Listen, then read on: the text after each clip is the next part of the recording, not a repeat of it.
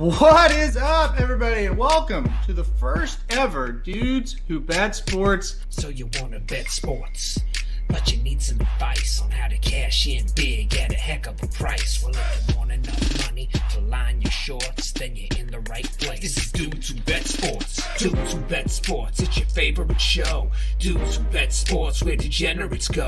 Dudes Who Bet Sports, time to change your approach with Aaron Halterman and his father, the coach. Let's ride. Well, the Associated Press is full of shit. What's up, everybody? What a difference a week makes. We joined you last week in turmoil for the Oklahoma program, and this week we introduced a new head football coach. We're going to talk about that a lot, but let's kick it off real quick, and we're going to start it right hit. We're going to hit the ground running, Papa Dude. Patriots Bills is a game of the week in the NFL. It's going to happen here in about an hour and 15 minutes. The Bills a 3-point favorite. Papa Dude, Patriots Bills, who we taking? Well, you just pulled up the weather, and I'm glad you did. Because for those of you that don't know, it's been snowing in Buffalo, but the main problem is the wind. Aaron pulled it up a while ago, gusting 45 miles an hour, but a sustained wind of 30 miles an hour. That is going to present huge problems in the kicking game and throwing the ball. In my article that I wrote for this game, I took the over on all of the point totals because I thought they were a little low. New England had 20 for their team total and Buffalo 21.5, and they do both have good defenses, but I still thought that was a little bit low. The over-under is 39.5. I think I'm going to have to go the under with that win. What do you think? Yeah, I think it's going to be a low-scoring game. I definitely think this is going to turn into who can run the ball the best and who can stop the ball or stop the run the best. And geez, you can tell I'm tired. I can't even talk today. But I listen. I think it favors the Patriots. I kind of was leaning towards the Bills in this game until I saw this weather, see the wind. I was watching a guy kick a 34-yard field goal right before we came on as for practice. The ball was going right towards the center of the uprights, and the wind grabbed it, and it was short and to the right. So it's going to be tough. It's going to be tough to throw and kick here. I just think the Patriots, with their running game and their front seven defensively, I think they can win this one. I'm going to go New England plus the 3 here. Yeah, I think unders are going to be in play. It just makes sense. It's going to be that way. I mean, you look at it. Josh Allen and Stephon Diggs. That's the two biggest weapons for the Bills. They could be neutralized in this game. And even when you have the wind, judging how to throw it, overthrowing guys would be a problem. Field position is going to be so important. Let's say you get the ball on your own 10 and you're going into that wind, you're going to, and you get stopped. You're not going to kick it out past the 50-yard line. So, wind is a real problem in football. It just is. It affects so many things. So you got to make decision when you win the toss. When do you want to have the win? Do you want to have it in the third quarter, the fourth quarter? There's so many decisions that the wind will be a factor. And you're right, throwing the ball, you got to decide what kind of passes to throw. And I think New England has a short passing game that's pretty good too. Yep. You would think short passes, the wind would not bother it quite as much. They got a couple of tight ends that are pretty good. I know a little bit more about them than I do the Bills. I haven't watched the Bills a whole lot. I didn't like the line either way. I could see it going either way, and I still could. It should be a good game, and man, it's fun to watch football when it's cold and snowing. As long as you don't have to be out in it, and you're sitting underneath a blanket at your house. It is going to be. Listen, I mentioned I am on very, very, very little sleep. I was at a wedding last from Thursday to Sunday. Flew back today. I had a 6 a.m. Eastern flight, which is 5 Central Time, and had to be at the airport at like 4. Was up at 3:30. Didn't go to bed till midnight because I was watching all the OU coaching stuff. So like I said, very little sleep.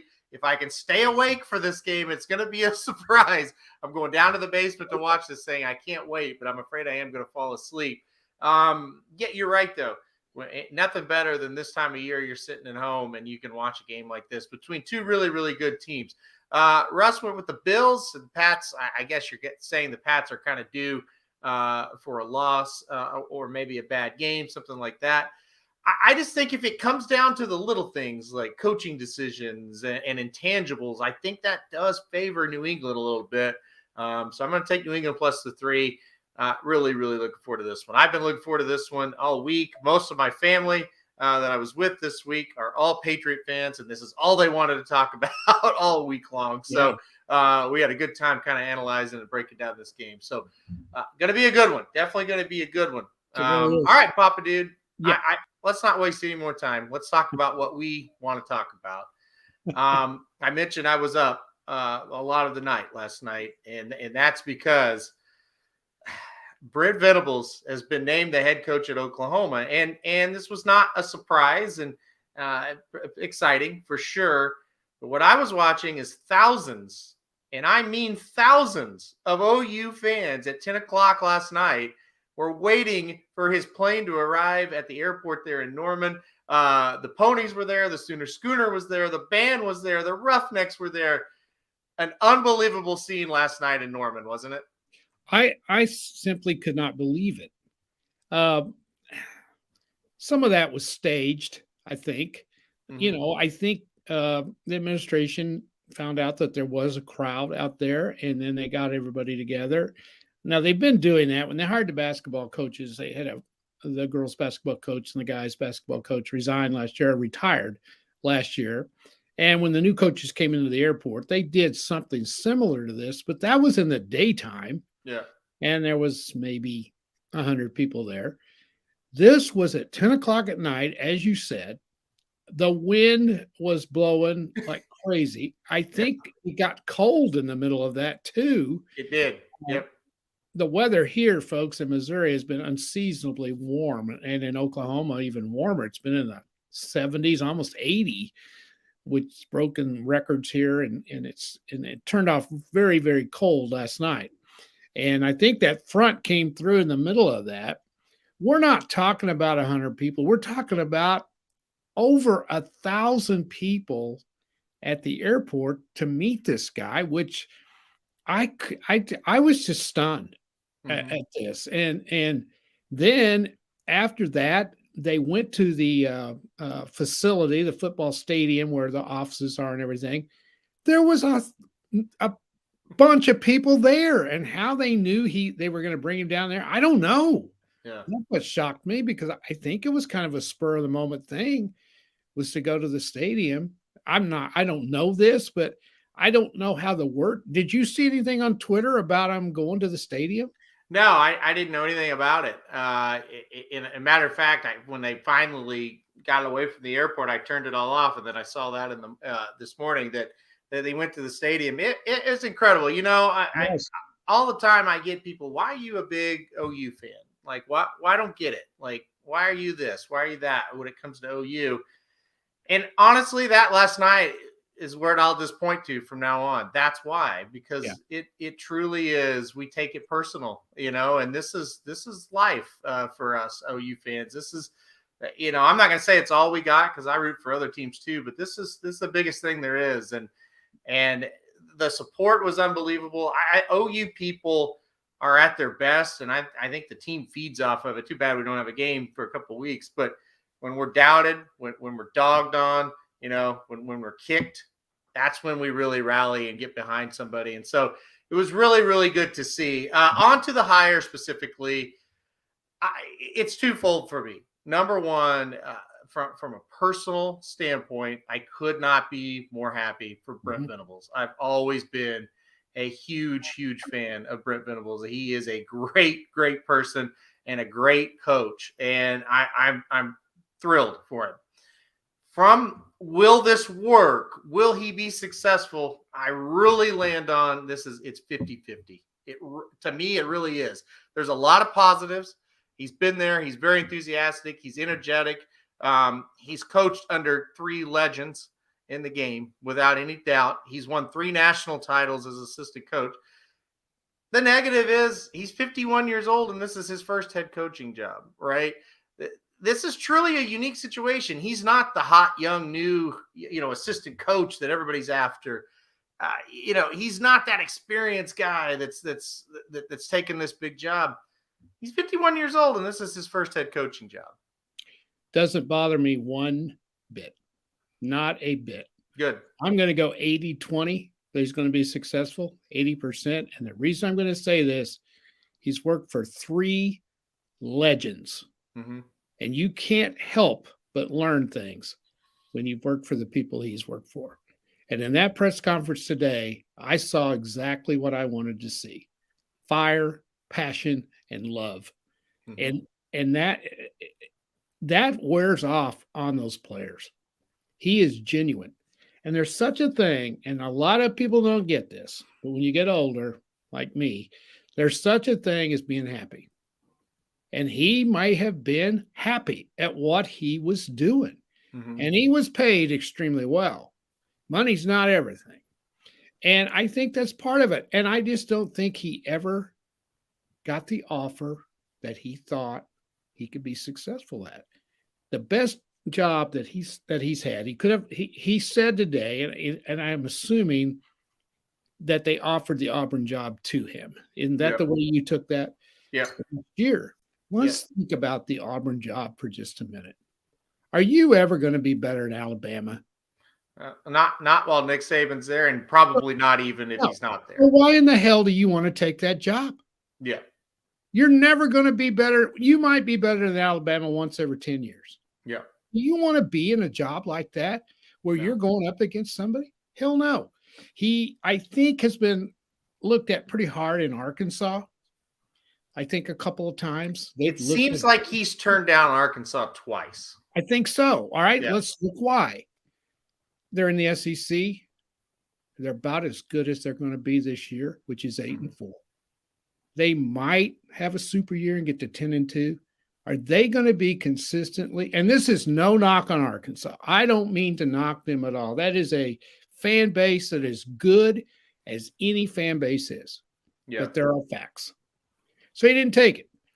The Kansas State job, which is where he's from. Yeah, it seems like he turned that job down. Yeah. Who the hell wants that job? Who wants that job? So no, I don't look at anything that he hadn't had another job. He could not turn this one down. No. Because this is the best. Yeah. I mean, this is the best job he's had offered to him. He's coming home. The vibes are all there. Yeah. He's got everything it takes. He learned from Bill Snyder, who, in my opinion, is the greatest football coach of all time. He took a Kansas State program that couldn't beat a little league team and turned him into a power. That's unbelievable. He learned from Bob Stoops, another incredible person and coach. And then Dabo Swinney, who's as good a guy as there is. He spoke so highly of him today. Those are 3 guys. You don't absorb something from those guys, this guy's going to make it. I'm going to tell you right now, if he can hire the right offensive coordinator, that's the key. Another big thing to think about, it's not just playing under those coaches or coaching under those coaches. He was recruited by Bob Stoops to come to Kansas State. He played for Bill Snyder at Kansas State. He coached for Bill Snyder at Kansas State. He was there when they weren't very good, and they built it up. He came to Oklahoma with Bob Stoops in 1999 when we weren't very good, and they built it up. He went to Clemson with Dabo, and they weren't that good, and they built it up together. I like that aspect of, you coached at for Nick Saban last year when they had every good player in the world? Okay, what does that really mean? But to build a program – like he has basically been a part of, at least he hasn't himself, but he's been a part of building it 3 times is pretty good. So I think that's a positive sign. Yeah. The coordinators, they've got to make the right hires there. Yes. The biggest thing, he's a better coach than what we lost. There's no doubt. Can he recruit well enough? That's just the question. I'm not worried about that one damn bit. We've had 5 stars down there, and we haven't been worth a shit. Yeah, but that's a dumb thing to say because we've won a lot of games. But we play in a horse shit conference, and when we get up against the big boys, we can't compete. Yeah, with 5 stars. Let's go get some toughness. And another thing he said that I loved today.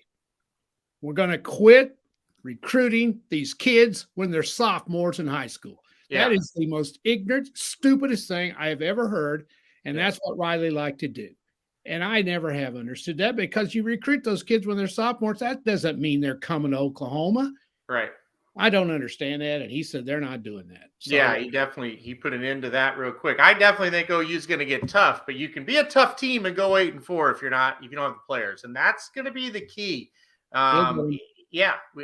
Hey, Iowa. I look at Iowa. That's a tough team. They're also not any good. So I mean, that's we're not talking about Iowa, Aaron. We're not talking about Iowa.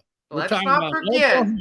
Let's not forget. And I'll listen. I love Brent Venables. When Brent Venables left, I called you. I said, you don't replace a guy like that. You go, oh, they'll be fine. I said, you don't replace a guy like Brent Venables. That is an excellent football coach. Yeah. He was there to rebuild us. He's a good guy. Yeah. That's a terrible loss that we just suffered. Mm-hmm. But let me be. You have to look at the other side of this.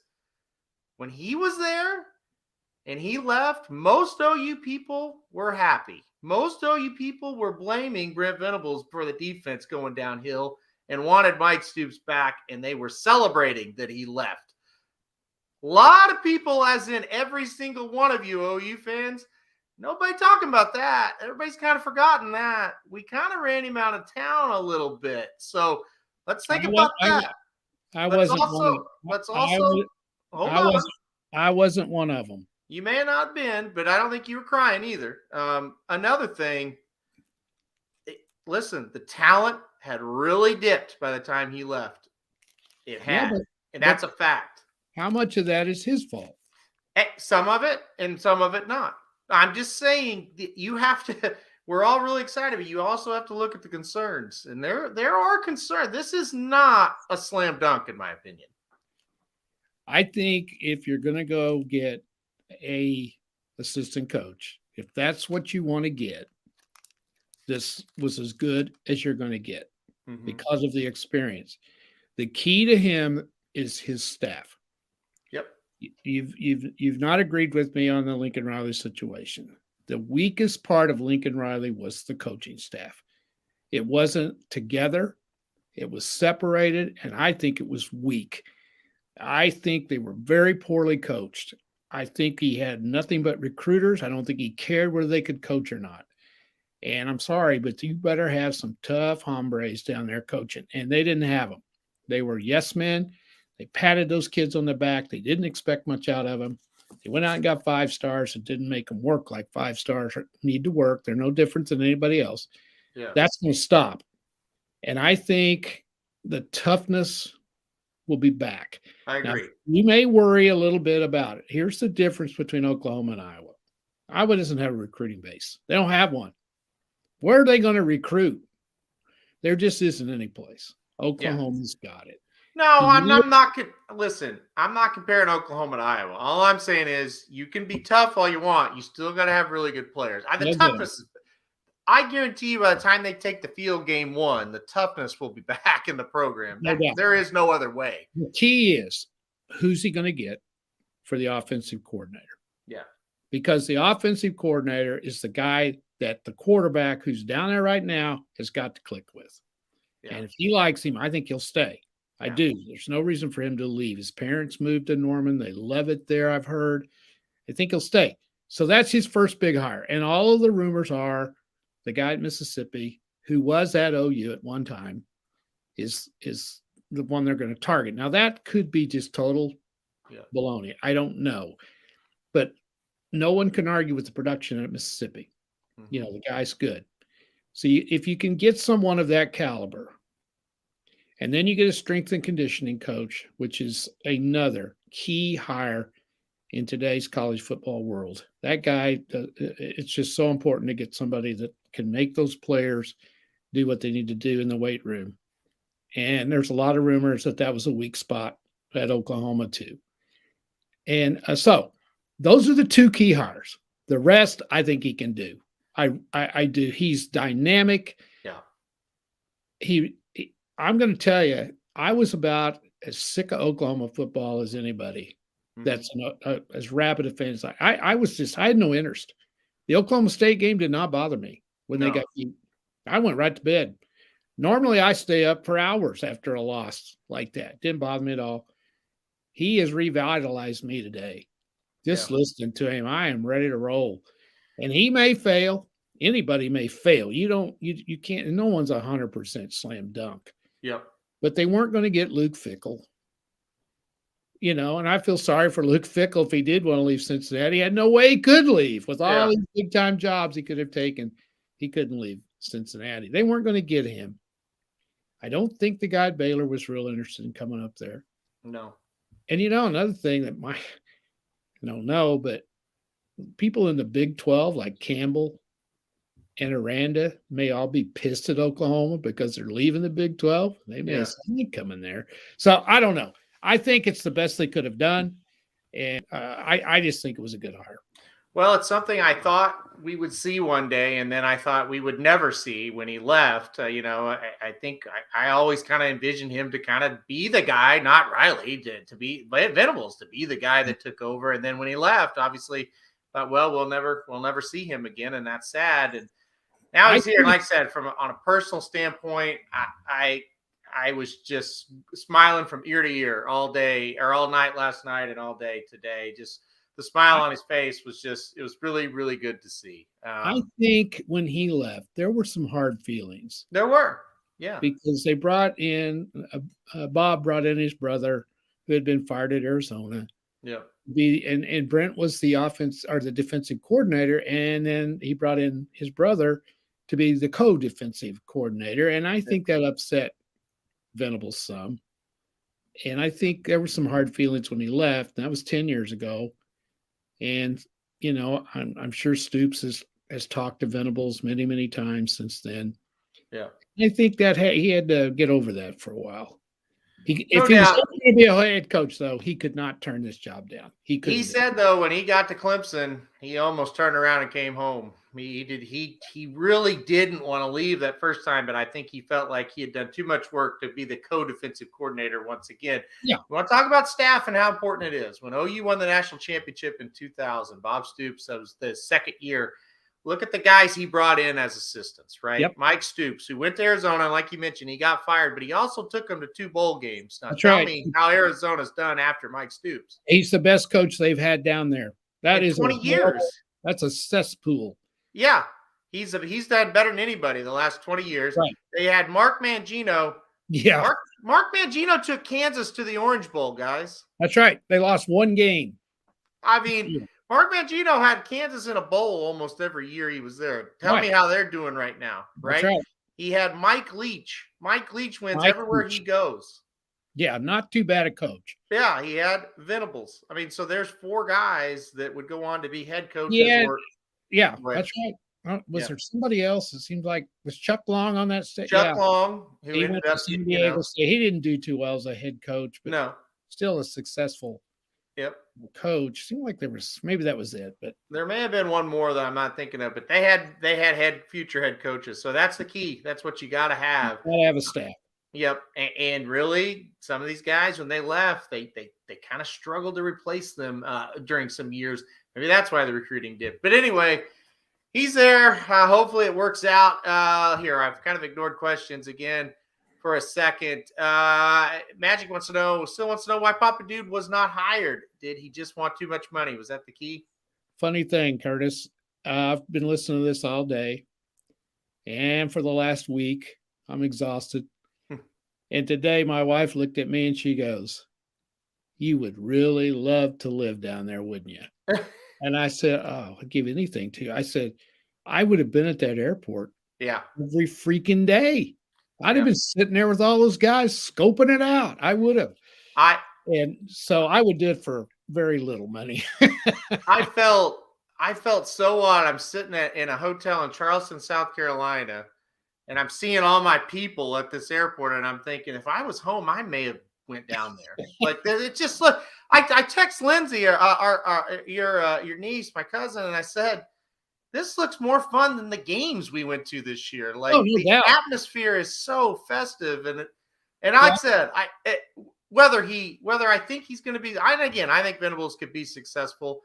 And again, I well, no matter what happens, my love for Brent Venables is always going to be large. I mean, he is one of my guys, man. Like other than Bob Stoops, he was always like second on my list. And I've always loved Brent. So I was just I to would see like him off to the be. plane and everything, and it would have been Yeah, amazing. But yeah, I it's go I ahead. would like to be the guy who I would like to be the equipment room guy.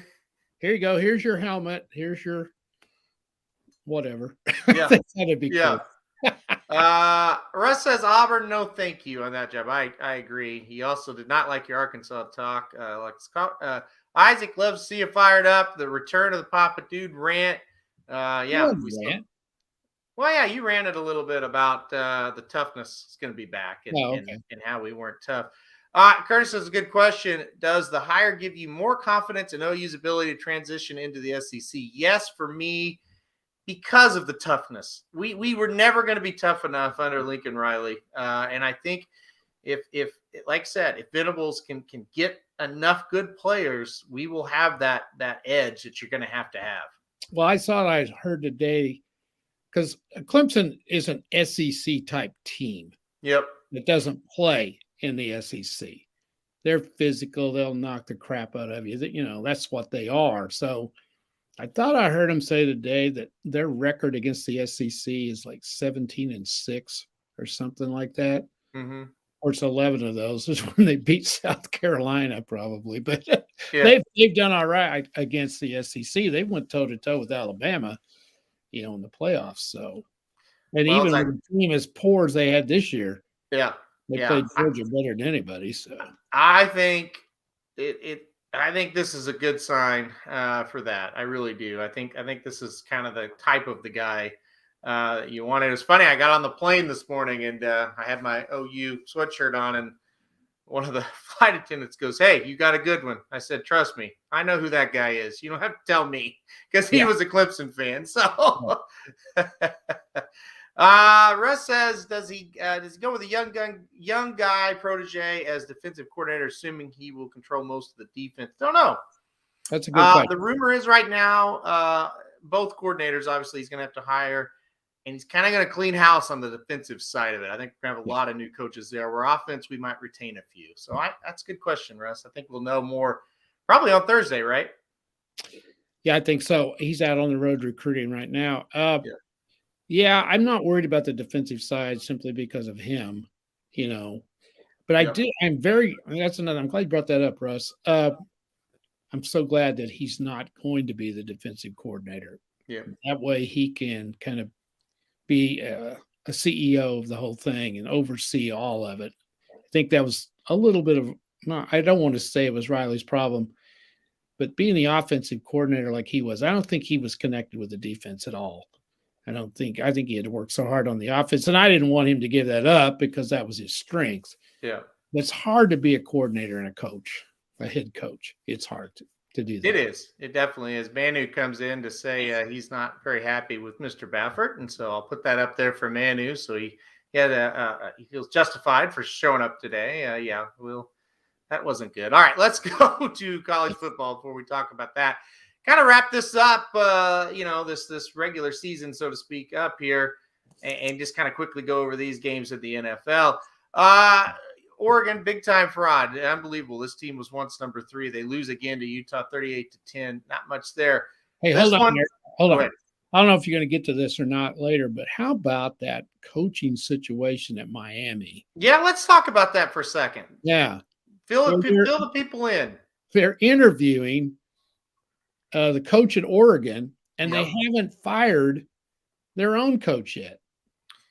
And why do you want the coach at Oregon? God, I wouldn't. And they literally have made it public. If he doesn't take it, the old coach gets to come back. But if Cristobal takes it, you're fired. That is just ridiculous. First of all, why do you take a job under those circumstances? Why do you want to work for a bunch of crackpots like that? I mean, that guy's nuts. Cristobal is got to be. I have not ever been impressed with him. Never. Well, somebody immediately goes, "Oh, Cristobal could be a candidate for OU." I was like, "We're burning the stadium if that happens." That was never going to happen. But no. That's the wildest thing I've ever seen. It's unreal. And like you said, why would anybody want him? Number Didn't one. didn't Diaz resign today? I think he did. Yeah, they're gonna. Yeah, that he said to hell with it, and I don't blame him. And No. listen, it was a really disappointing season for Miami, but that's not how you handle your business if you're Well, Miami. My you God. know what? It was disappointing, but they ended up 7-5. Yeah, they got better. Yeah, I mean, and their quarterback didn't pan out. The guy they thought was going to be their savior was hurt all year. Yeah. Yeah, I don't know that he did such a bad job. I'd rather have him than this crackpot they're bringing in. I don't like that guy at all. I just don't think he's very. He hadn't won anywhere really. I mean, No. 10-3 at Oregon in the Pac-12. That ain't too good, folks. Well, that's just it. Okay, you're at Oregon. You went 10-3, and you got your ass kicked by Utah. Slaughtered. Yeah. And here's another thing: you get beat 38-7, I think it was, and then you turn around 2 weeks later and get beat just as bad. Yeah. Didn't improve one bit. And I agree with Russ. I'd rather be at Oregon. Oh, I would too. At least you get all the free Nike stuff you want. Yeah, exactly. Gosh, I don't know. Strange happenings there. But hey, if he does leave there, that's another job. That Oregon's a good job, So yeah, we'll see. Yeah, what that's happens another. You're right. That's a top 15 job for sure. Yeah, I mean, it's no doubt. It's at least top 20. And I'm with you. It's probably top 15. Yeah. There you go. Me too, Russ. My parents live in Eugene and could actually babysit. Poor Magic. Magic doesn't have a babysitter. That's too bad, Magic. The problem with Oregon, it rains all the time. That would be the problem. That's true. That's true. Miami people get shot all the time. That's right. I'd rather be in Eugene. So, give and take. All right, let's move on to this one. Alabama 41, Georgia 24. Just like we thought, Alabama would go out there and dominate them, right? Yeah, sure. I don't even know where to start on this one. Go ahead. We both were sitting here last Thursday, which seems like 2 years ago, talking about this game, and just both of us, we just didn't see any way Georgia could lose. We should have known better because Alabama took them to the woodshed, and I was just stunned. If somebody would have told me Georgia's going to score 24 and move the ball like they did, I would have said they would have won. It's just, I don't know how to explain it. I have some theories if you want to hear them, but my cousin, he loves NFL, but he doesn't bet a lot of college. He said, "Give me a 14 parlay for college." I said, "Okay." Baylor plus 5.5. We'll talk about that in a second. I said Utah -3. We already talked about it. I said Cincinnati -10.5. They cover, and I said I would take Georgia -6.5. And so we get the first two. He gets the first two, blows them out. Cincinnati's playing. He's like, "You son of a bitch! Tell me to play. That's too many points." They got behind early. Yeah. And Georgia, it's 3-0. Of course, we're at the reception. We're the only two guys huddled by a TV. Everybody else is doing what you do at a wedding reception. We're watching TV. Georgia gets the ball at the 1-yard line, goes 99 yards, and it's 10-0. And we're like, he's like, "You bastard. Cincinnati's going to beat me out of this. I knew he shouldn't have done that one. Georgia's going to kill him." We have the people turn it to the Cincinnati game. And then we got Georgia on the phone. And I said, "You better have him turn it back because Alabama, they called a trick play. They got ahead." I'm like, this is going to game all of a sudden. After they go 99 yards and make it 10-0, they got their ass beat. Yeah. It was unreal. It was.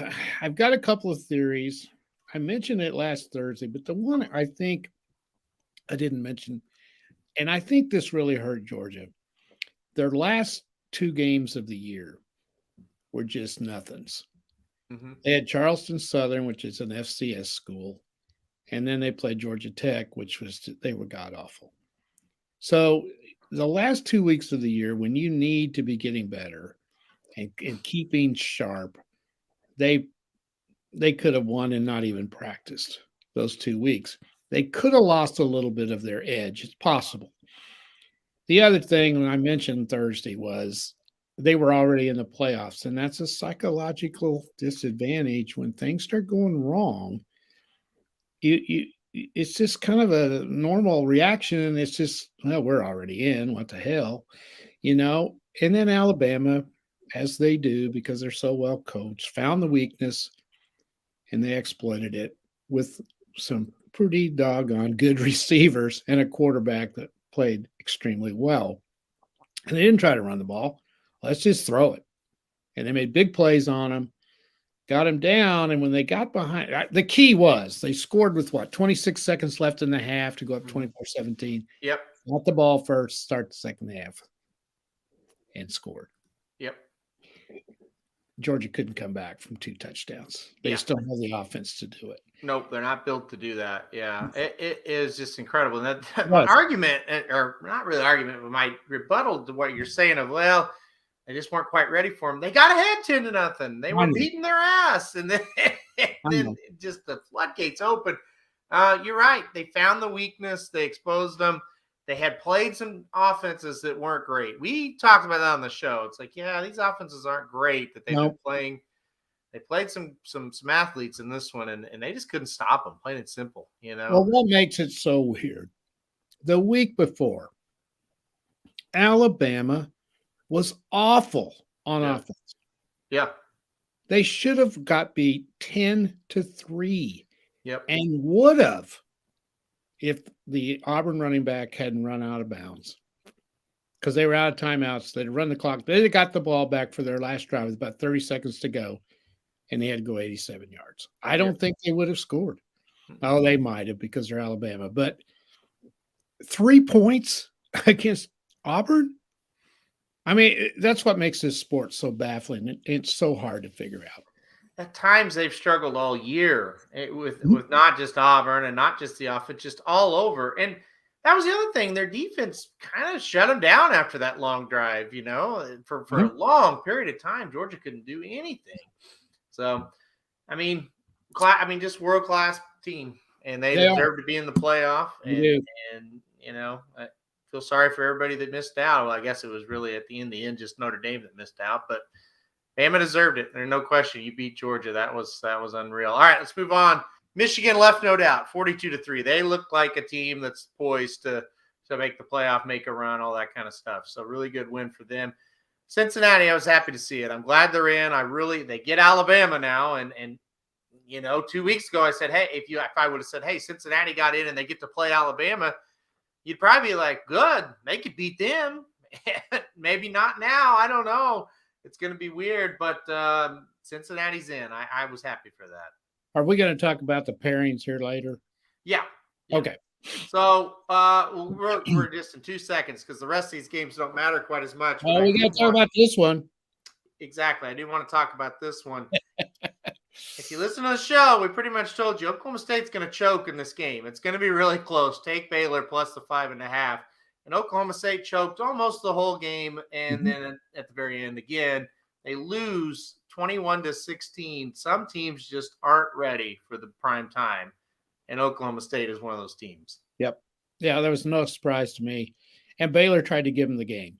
Oh, yeah. Baylor did everything they can to try to lose. It's 1st and goal from the 1 to end the game 4 straight times. Oklahoma State does not get in. Unbelievable. Well, they had it on the 1 yard line another time, too.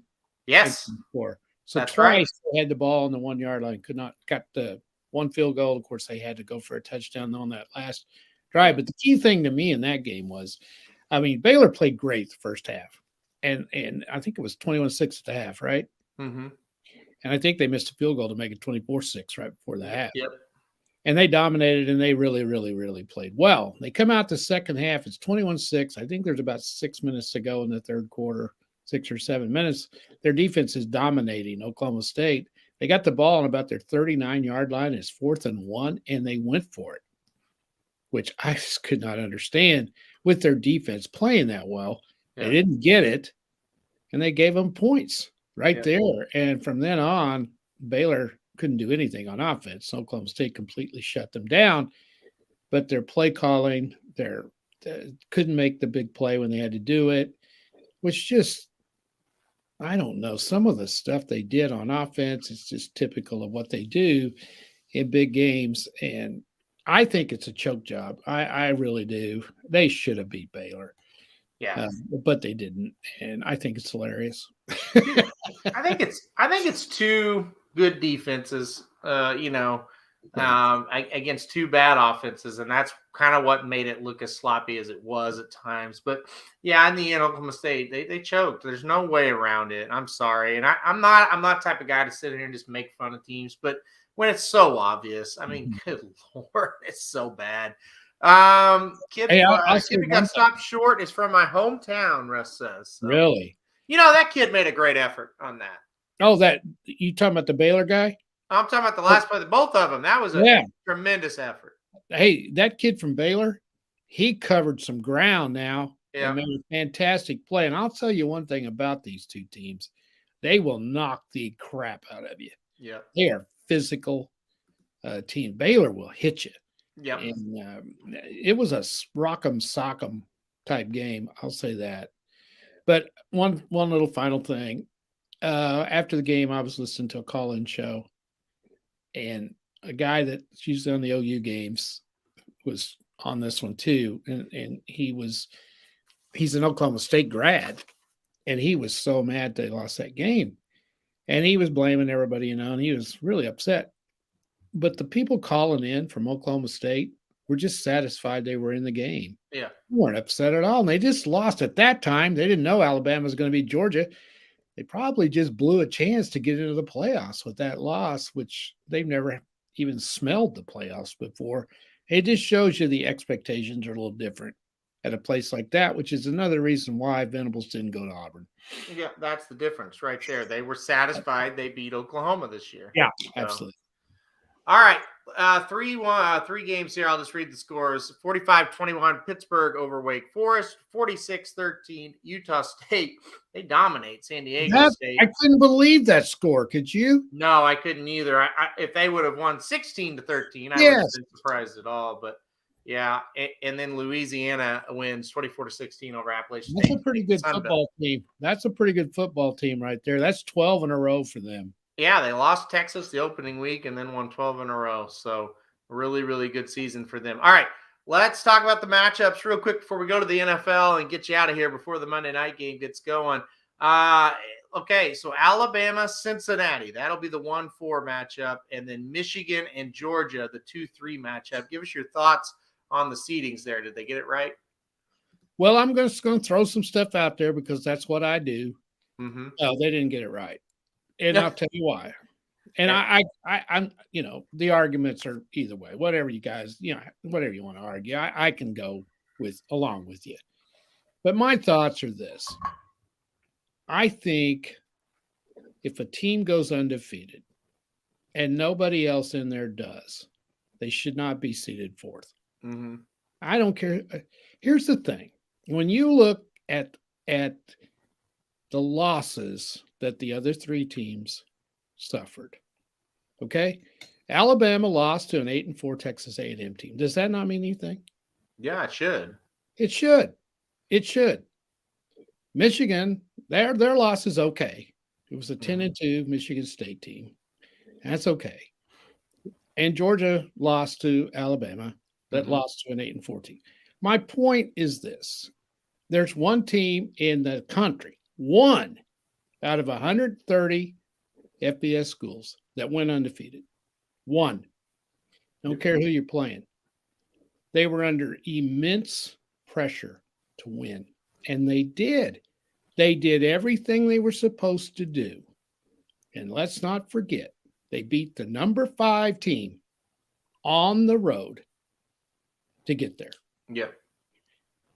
I don't think they should be 1. But they could be 3. Mm-hmm. Now, if you want to go ahead and I personally think Michigan should be 1 and Alabama 2. That's my thoughts.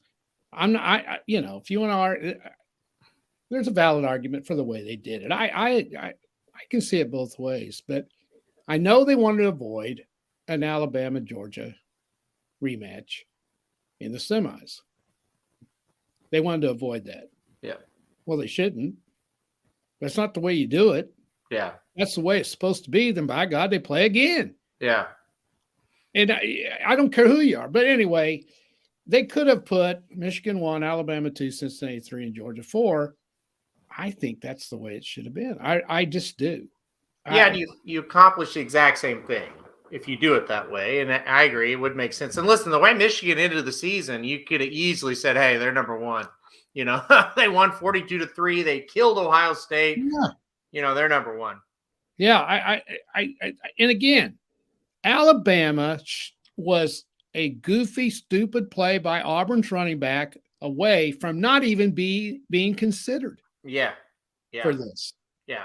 You think a 10-3 loss to a 7, and it would have ended up a 7-5 Auburn team. Uh-huh. Surely to God, that would have been enough to knock them out, wouldn't it? I don't know. They didn't ask Paul Feinbaum, but I mean, they still might have got in. I don't know. I'm just saying that I think there's a valid argument for Cincinnati to be above a 4 because they went undefeated. I'm probably the only one in the world, but I just think it's pretty dadgum hard to go undefeated, you know, under the pressure they were. At the end of the day, it doesn't really mean a thing because the seeding doesn't mean anything. So, I mean, it doesn't mean home field advantage. No, you know. So you got Cincinnati, and whether you're 1 or 4, you got 2 games to win a national championship. So, well, have you seen the lines? No. Are they out? They were out yesterday. I'm sure they may have changed. Now, the opening line was Alabama 13.5 over Cincinnati. Okay. The other one that I think was interesting was Georgia was 7.5 over Michigan. Now, at this point, right now, there's a long way to go. I'd take Michigan all day, and that's 7.5. I almost would take the underdogs in both those games. Well, I'm not sure on the Cincinnati thing. I think if Alabama plays the way they did, they may have too much speed. You have to look at one game doesn't make a season, right? That's true. You look at the whole body of work. Yeah. I think you would take Cincinnati plus the 13.5. I really do. The Michigan one. They were talking to the guy that's on ESPN, O'Bear. He thought that line was low. He thought it'll go up 14.5, maybe 15 before it's all done. And he said he would take Cincinnati in a heartbeat. Yeah, I just think you just look at the Georgia game. Sure, that was unbelievable. All the credit in the world to Alabama. And Dennis, you just pointed it out too.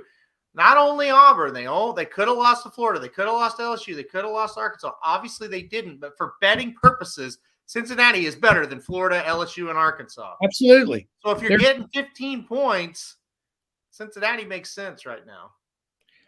I guarantee you, if it was any team but Alabama, they would not be number 1. Michigan would. Yeah. I'm going to tell you that right now. Now, did they deserve the respect they get? Yes. Mm-hmm. I will be the first one to say they do. Yeah. But if they'd have put Michigan number 1, there would have been there should be no argument.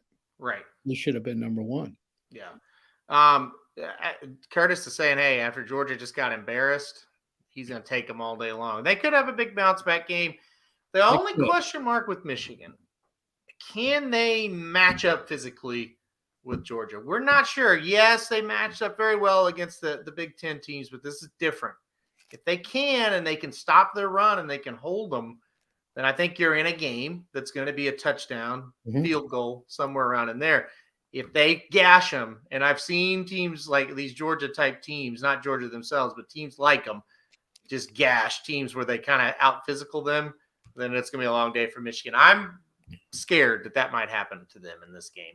Honestly, if Cincinnati doesn't play them within 2 touchdowns, I will be very disappointed in Cincinnati. Yeah. The other thing with Georgia, how much is that loss going to affect them? Yeah. And yet, a lot of guys say, well, they'll just get mad and come back. How much of their confidence has been shattered? Yeah. And how much has been taken out of them by Alabama kicking their butt again, knowing full well in order to win the national championship, they're probably going to have to beat Alabama. Yep. Now, isn't it funny how they've gone from the greatest team this year to now I'm doubting them a little bit. Yeah. Well, they were less than even money to win the national championship before that game, and now I think they're like plus 135 last I saw. So it's interesting. I'm not against them. I still think they can come back and win this thing. But We'll see. Lee Corso said from the very first college game day, Alabama will beat Georgia in the SEC title game, and then Georgia will beat Alabama in the national title game. So it would be unbelievable that old bastard got that right. But that would be very much, but it could happen. He said it since the Travers Day. We had college game day on, and he said it. So and he stuck with it the whole time. So and another thing to kind of think about, and they're not even playing each other yet, is Kirby Smart intimidated by Saban? Yeah. I don't know. There's a hell of a lot of coaches that are intimidated by Nick Saban and with good cause. You know? Yeah. So I don't know. We'll see. All right, let's run through these NFL games. Right. Listen, we're getting out here at 7. I want to watch this football game. Well, so we got 7:30, does it? 7:15 it kicks off. Okay. So that's the kicks. That's what you want to watch in this game. where the kicks going to go. So we're going to rapid fire this. Blinkers offside. We got 8 minutes here. Cowboys over the Saints on Thursday night, 27-17. Watched a little bit of this game on and off. What did you think of it? You think Cowboys pretty good win, right? Yeah, it's a good win. I don't remember a damn thing about it. Yeah, it feels like that was 6 years ago when that game happened. This one was pretty good as well. Tampa wins 30-17 over the Falcons. I just call it a workmanlike win, right? Yeah, typical Tampa win. They're getting on a roll now, and they're going to mess around with the Packers to decide who gets the number 1 seed, I think. Well, you still got Arizona too, but Arizona's got a couple of tough games. Well, and speaking of Arizona, three really good teams in the NFC. Yes, I totally agree. And speaking of Arizona, Kyler Murray back, DeAndre Hopkins back. They look like the old Cardinals, 33-22 win over the Bears. Another one. It's just like never in doubt. Went out there, took care of business. Yeah, and they got a game lead on both Green Bay and Tampa. They're a game ahead of them. And but Green Bay has the tiebreaker against the Cardinals. Yeah. So keep that in mind too. Yeah. All 3 of those teams, I think, are a lock for the playoffs. And Green Bay, obviously, are division champs. You just mail that in right now. And Tampa too. They're both division champs. Cardinals still have a little bit of work to do. All right. How about these bastard Cincinnati Bengals? Either one of these teams. I'm okay. New rule. There will be no betting on either one of these teams the rest of the year. I watched every snap of this one because this was the local game they were playing in Charleston. And we hadn't went to the bar yet to watch the late games where they had the NFL ticket. And I was just in awe of how terrible the Bengals played in this game. They gave them all their points, basically. Chargers win 41-22. The Bengals get way behind. They storm back. They get within 2. They're driving to take the lead. Fumble, scoop and score. Yeah. And it was over from then. Unbelievable, wasn't it? I was out. I don't know what I was. I can't remember, but I turned it on. It's 24-0 already. I thought I was seeing things. It was like the second quarter, and it's 24-0.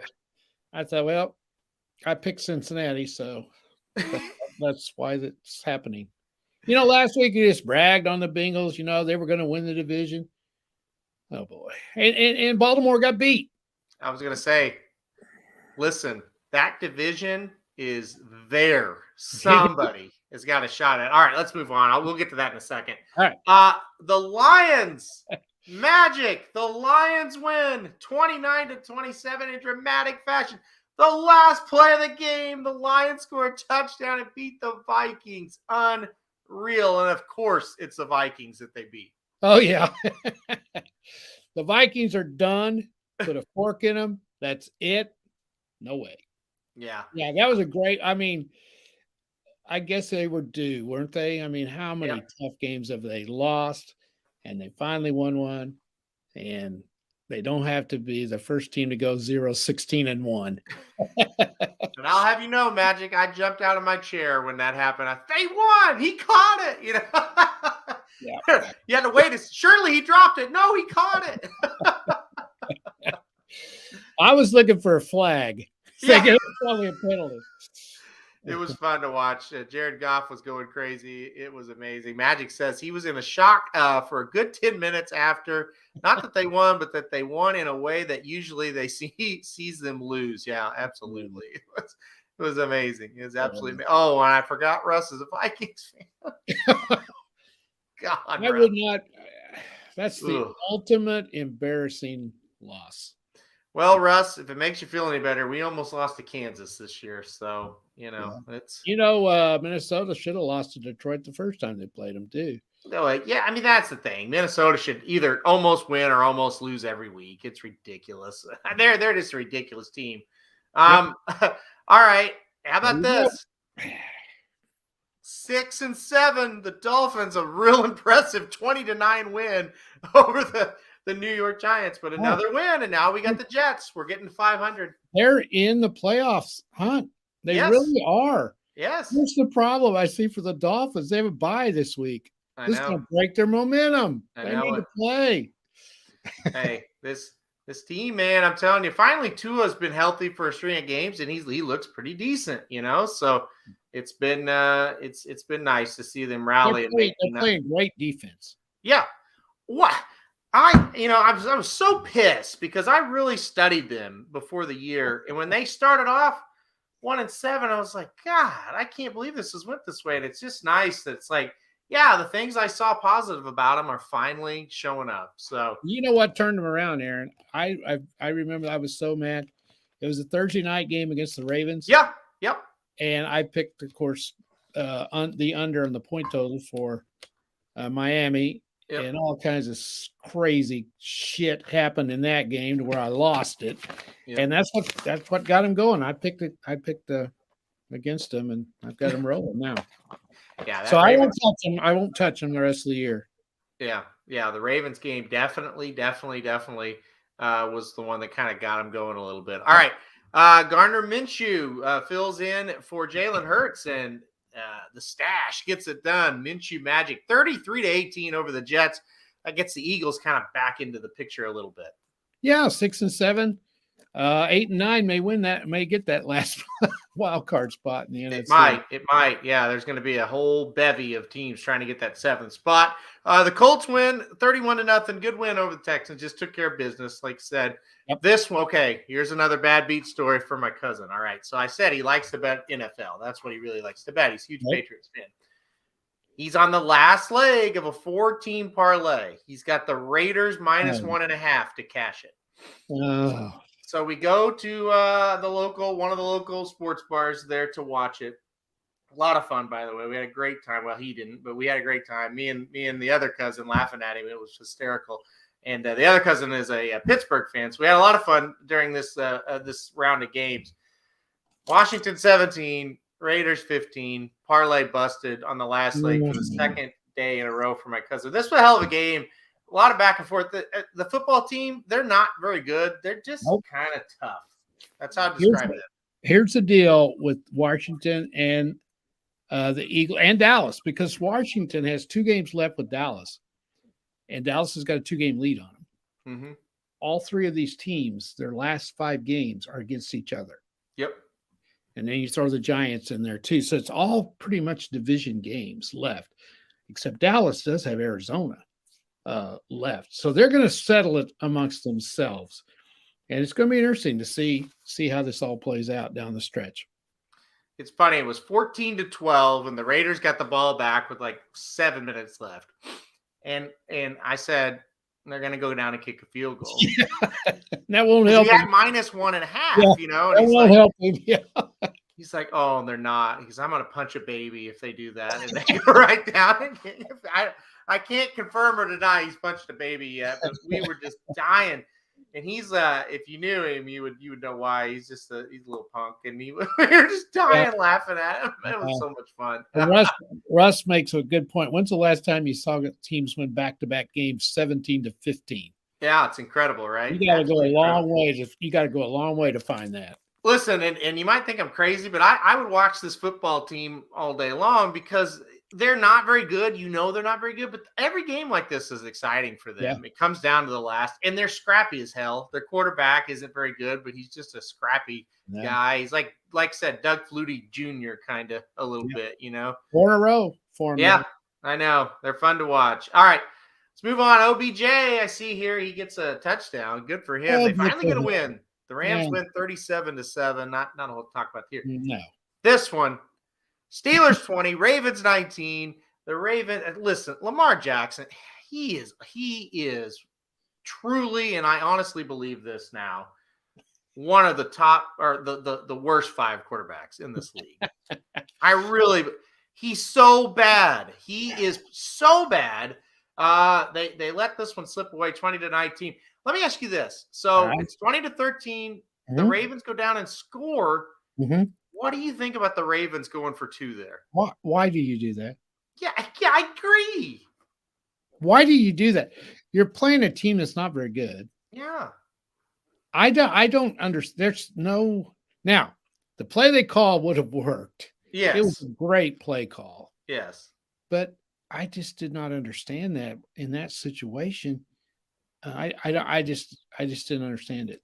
Yeah, I don't know. I have no answer for you there. I guess he thought that play would work, and it would have. Yeah. Didn't they get some pressure on Lamar, and he had to throw it? Yeah. Now I'm not going to blame Lamar much for that because they tried to blitz, they blew it up, and he sidestepped a guy and had to throw, and it's just like, you know what, Andrews, he may have with a little bit better effort, may have been able to catch it even. Well, he blamed himself. I will give him credit for that. He said about it, but I don't think he should have. The last play was not Lamar's fault at all. No. I think it's more Pittsburgh's defense's fault on that. The fact that it was 20-19 was Lamar's fault. And here's the thing. Yes. Here now listen, say you're playing Tom Brady. Okay, I'm going for 2 maybe. Oh, exactly. Yes. Here's the deal. You're playing the horrible Steelers, right? Mm-hmm. You go to overtime. You lose the toss. What are the chances the Steelers are going to go down and score a touchdown? Not very good. Not very good. You also could win the toss. Yes. I mean, so it just didn't make any sense. No. You know when they lost this game? They lost it in the first half when they only had 7-0 at the half. Yeah. And the Steelers had the ball for 10 plays whole first half. I think it was something to that. That's where they should have been much further ahead than they were. Yeah. You're right. Big Ben was bound to implode, and then the coach's fault, but Lamar had to suggest that. Well, suggested all he wants. He's not. I mean, it's the coach's fault. 100%. First, he's not the coach. Yeah, exactly. I mean, he's not the coach. What that may be the problem in the NFL. The players rule the roost. I don't know, but yeah, and that's Harbaugh too, and he's been around. I think he was 100% sure that play would work. Yeah, 100%. Am I watching Manning cast or regular? Tonight, I will probably watch the regular. When I'm not totally interested in the game, I'll watch the Manning cast. But when I really care about just the game and not them, I'll watch the regular. That's my strategy on that. All right. Hey, you know what? You said it. You said Seattle is going to win one of these games. They're not that bad. They're not. They beat them. They beat the inconsistent 49ers 30-23. This was another hell of a game. The late afternoon games were fantastic. Right. I'm in the process of writing an article, and I've put all of these contenders in the NFC for the wild card records down, and that was a big loss for the Niners. They needed that game. Yeah. You talk about a mess for that 6th and 7th playoff spot. Yeah. In the NFC, there's some bad teams fighting for that one. Yeah. You got 5-7 Atlanta, Carolina, and New Orleans. They still all have a shot, and they're terrible. Those teams are terrible. Yeah, I think the Niners are going to get in there, but they're going to have to win a couple of games on the road to do it. You're right. Both sides. The wild cards are the last spot. The last spot. It's just it's a mishmash of just shit, really. But somebody's going to get in for sure. Final game. Minnesota too. Russ says Minnesota. Russ, they're dead. I mean, they're probably dead. You have to beat Detroit, Russ. You have to. Yeah. Okay. Last game. listen, the Chiefs win 22-9. This was kind of an ugly game for both teams. It was a big win, obviously, for the Chiefs. They got to keep winning. They still don't look quite right, but good win. Denver, God, their offense is just brutal to watch. Denver has the worst quarterback. Well, okay, I'll agree with that. I'll take Lamar over Teddy Bridgewater. That guy threw a couple of the worst interceptions I think I've ever seen. Yeah, it's bad. Bridgewater is really, really, really bad. Yeah. All right, that's gonna do it. A little later than I thought. I do want to comment on the Bob Baffert stuff that's going on, just real quick. And I kind of want to give you my stance on why I'm not. You're not going to hear me say a whole lot. And it doesn't have anything to do with me not being upset about it, because I am, and I hate it for the horse. But I'm just not interested in the he kills horses. No, he doesn't crowd. Everybody fights on Twitter about it. Pointless. Nothing happens. We go on. I'm just not. It's a merry-go-round that I have jumped off, and I'm not coming back on. And here's an example. Most of you listening probably are like, what are you talking about? Nobody sticks up for Bob Baffert. When you're us and you tweet something out, 80% of you are like, yeah, he's awful. But 20%, 30%, maybe even in some cases, they love him. They still think he's the greatest thing ever. Some guy just tweeted, and literally Jared sent this to me just a minute ago. Jared said something about, Medina Spirit failed, Bob Baffert failed Medina Spirit, horse racing failed Medina Spirit. What will come of this? Nothing. And he's probably right. The reply, you idiot, jealous asshole. I'm sure you did not take the vaccine since you don't believe in doctors. I hope you get sick. Unbelievable. That's the thing.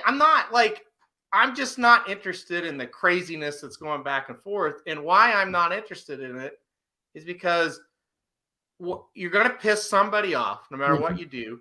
And even some people will go, you're not being mean enough. Some guy said, I'm not buying your guides ever again if you pick a Baffert horse. I said, what is me picking against Baffert going to do? He's like, you got to do something. I said, how much more can we do than call him an asshole for a year straight on all of our airways? Like, that's all I can do. I don't have power to do anything else. I'm done with it. I'm just done. Well, it's just like we were talking before we went on the air, Aaron. Horses die this way. I don't know how frequent it is, but it happens sometimes to race horses where they have a workout and they have a heart attack. It's kind of like a human. But you can't give Bob Baffert the benefit of the doubt. Nope. That's the problem. It's happened too many times. And even if this is legit, the first thing you, especially, and you guys that are in horse racing a hell of a lot more than I am, first thing you're going to think, well, hell, it's Baffert. It happens all the time. It happens too much. He could be entirely innocent in this. Yeah. And it's like Russ said, and that's the whole problem when it comes to this.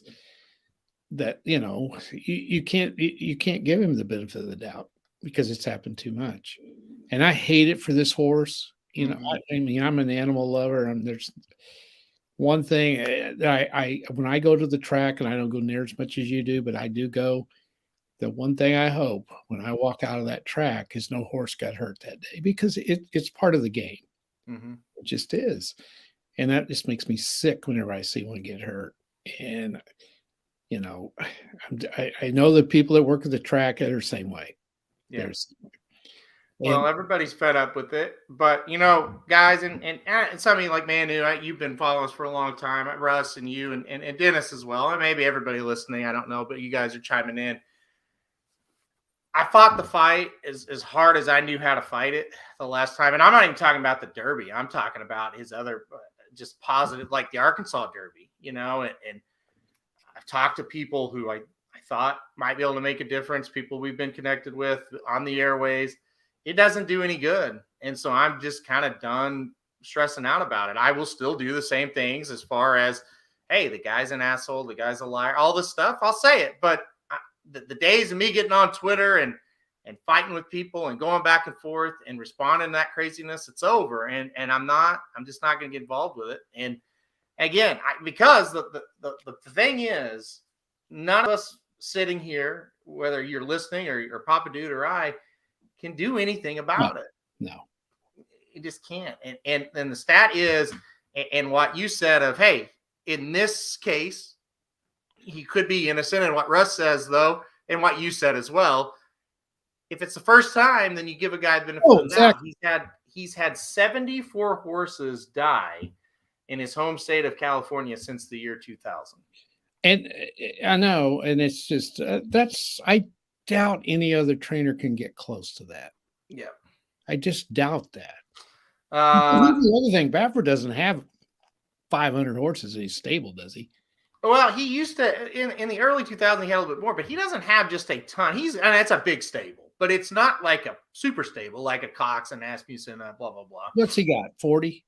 Oh, I hate to maybe 40 to 60. Okay. Yeah, something like that. But I don't know. I don't know what the answer is other than the owners have to stop sending him horses. That's number one. And guys, like Manu says here, okay, and this is the thing. He's suspended from Churchill Downs and from the Kentucky Derby right now. Mm-hmm. And he still is loaded with horses that are 2-year-olds getting ready to turn 3. He's got 100 of them, it seems like. Yeah. So it's like they try, like Churchill Downs tried.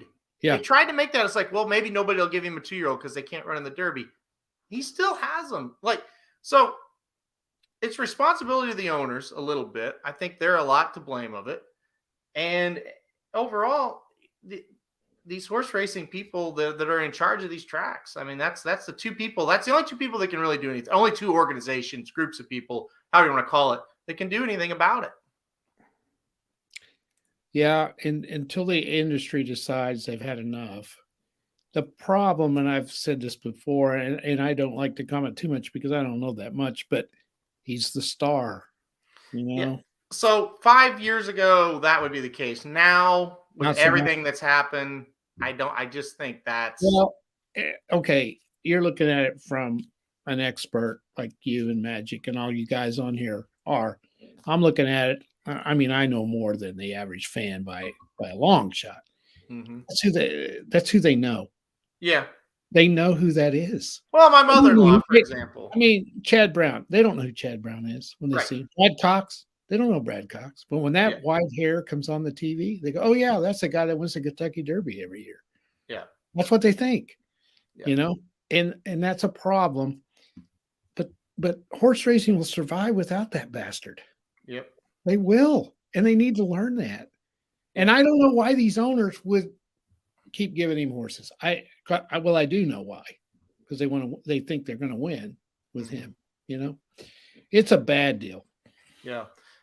And this is the biggest thing. And Dennis says, in my opinion, he's still not the worst. You mean there's other guys that are worse? Dennis, I don't think it's even close. That's the sad thing. No, meaning I'm agreeing with Dennis. There's a ton worse. Oh, really? That are cheating. But they just don't have the name. Yeah. Yeah. They run in the smaller races. They don't have the quality of horse that's running in that huge race. Right. They're minor people that are running in $5,000 claimers and that kind of stuff. Yeah, for the most part. Some maybe a little bit more. But, you know, I think if we looked at the Oaklawn program for Friday, we could find 2 or 3, 4, 5, 8 that might be worse than Baffert. But when you let it go on at the highest level, how are you going to police the lowest level? Well, aren't all of these winners of the races? Aren't they tested? Well, yeah, but they find ways to mask all of it. That's the thing. The trainers do? Yeah. Yeah. Well, maybe they need better testing, but does that cost too much? Well, I mean, they do. And it's more what they have set up now basically is a Mickey Mouse system, and they don't catch it. And then they don't catch anything, and then they can report, hey, everybody tests clean. We don't know. And just be ignorant about it. I see. Yeah. So Yeah, Manu, I read about this today. The Cal Racing vet is not a fan of his, apparently, not expecting anything, but still curious about the post-mortem. Yeah, I could see. I've heard that on Twitter a lot today. So I don't have any knowledge on that one way or the other. Well, I think the crime of this whole thing is, in my opinion, as an outsider compared to you guys, there still hasn't been reached a decision on the Kentucky Derby, and that was in May. Right. Yeah. That's 7 freaking months. I remember I was on 3 or 4 national shows when that happened. And that was the one thing where because they're sports people, and a sports decision is made and it's done. Yeah. And they would be like, well, when do you think? A couple days? We'll know. And I said, maybe by the time they run it next year. And everybody just like, what? I said, well, they will drag this out for a year. Like Charlatan got disqualified from the Arkansas Derby 2 years ago. And he was named, he got disqualified. And then they overruled it, and he was named the Arkansas Derby winner 3 days before the next year's race was getting ready to run. So that's the other problem. It's just nuts. Yeah. You know that testing has got to be done by now, doesn't it? Yeah. I mean, the Kentucky Derby is the biggest race there is. Yeah. Wouldn't you be able to speed that testing up a little bit, you would think? Yeah. You would think, but they're testing it and retesting it and split samples, and it's just a joke. It is. And so anyway, that's where we're at. I did want to comment on it and clarify this. As of now, he can't run in the Derby. As of now, yes, that's correct. But he can go to the Preakness. Correct. And he can't run in New York, right? He can. Yes. Well, I thought they banned him too. They did, but he was able to get a court order. So and now they have to allow him to run. Yeah. So let's get this straight. Mm-hmm. He can run in 2 of the 3 big races. Yeah. So he can still, the horses he has can still make a fortune. I can still make a lot of money running in the Preakness and the Belmont. Yep. That's why the owners are giving him their horses. Yep. He needs to be banned from everything. And listen, Naira tried to keep him out. They couldn't. So how's Churchill going to keep him out eventually? I don't. Oh, he went and got a lawyer and sued Naira, didn't he? Right. Yeah. Yeah. Well, I don't know. I've said for years, and I'll still say it. You don't need those kind of stars for horse racing. You just don't. People go to watch the horse. They don't. They want to watch the races. They love to watch the horses run. Most of them do. Yeah. Yeah. And they get the horse racing are those old trainers that are just fighting their ass off all the time, not these jackasses like him. Yep, exactly. And you're stealing money from the people that are doing exactly what you what you're talking about. And that's where I have the biggest problem with it. So anyway, it's let's see, hold on. Bowl preview or save it for we're gonna save that one for later, but we will do one. Yeah. We will do it, Russ, because the bowls don't start until the 17th, I think, is the first one. So we'll hit next week probably. Mm-hmm. We've got a little bit of a review for the college season, I think, coming up Thursday, kind of a little award type ceremony that we would do, kind of a pre-Heisman Trophy thing. Yep. And then we'll have the NFL, and we'll have a lot of bowl stuff, though, coming up. Yeah, for sure. We will have a lot of bowl. We'll have a lot of college football recap, and we'll do the NFL games, obviously, on Thursday as well. So it looks like everybody's signing off because the game has started. So we take you right up to kickoff, guys. We're going to do the same. Thanks, everybody, for tuning in. We'll see you right back here on Thursday for another big week of NFL action.